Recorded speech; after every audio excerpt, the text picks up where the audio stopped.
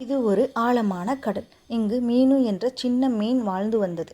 இது ரொம்ப சுறுசுறுப்பானது, சுட்டியானது, அங்குமிங்கும் கடல்ல சுற்றி கொண்டே இருக்கும். அதற்கு தங்க மீன் என்ற அம்மா மீனும் உண்டு. அது ரொம்ப அனுபவசாலி.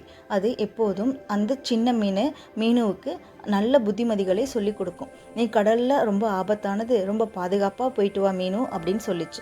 அப்படி ஒரு நாள் இந்த மீனு வெளியில் சுற்றி வரும்போது ஜாலியாக இருக்கலாம்னு சொல்லிட்டு ரொம்ப தூரம் வந்துருச்சு. அப்படி வரும்போது தான் பார்த்தா அங்கே ஒரு வலை இருந்துச்சு, அதில் மாட்டிக்கிச்சு. அப்போ தான் அவங்க அம்மா சொன்னதெல்லாம் அதுக்கு ஞாபகம் வருது. அங்கே வந்து அவங்க அம்மா அந்த வலையிலேருந்து அதை வெளியில் கொண்டு வந்து புத்திமதி சொல்கிறாங்க.